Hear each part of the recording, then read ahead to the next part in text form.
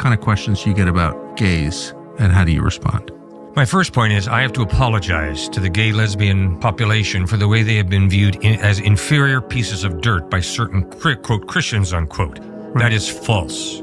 Gay bashing is not an option for a fall of Christ, because a fall of Christ understands all people are created in the image of God. That is the basis for our value and dignity.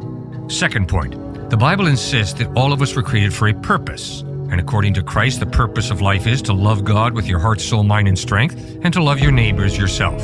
In the same way that God made us for a purpose, He made our sexuality for a purpose. And we read about this in Genesis 2:24. We read, "For this reason a man shall leave his father and mother, be united to his wife, and the two shall become one flesh." So it's not the federal government that created marriage. It's not culture that created marriage. God did. God created our sexuality. God could have had procreation happen at the end of a Q-tip when a man and a woman mixed their earwax. Little babies could have been born from that. He didn't. He chose to create us male and female, and that is beautiful.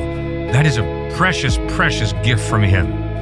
Now He says it's such an important gift that it's to be experienced within the context of a lifelong commitment. You separate sex from a lifelong commitment, you're going down a destructive path, Christ says. Third point would be, I have perverted the gift of sex that God gave me.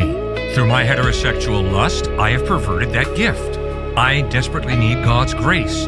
I need His Holy Spirit to change me to live a sexually pure life, and that's not easy for me. That's hard. When anybody ever says to me, "Cliff, I was born this way," I often look them in the face and say, yeah, I was born a heterosexual male. Do you think my heterosexual sex drive motivates me to have sex with just one woman?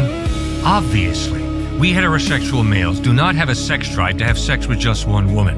Instead, we have to exercise self-control, make a commitment to just one woman, and then enjoy sex within the context of a lifelong commitment. That's marriage. I communicate that as clearly as I can to people.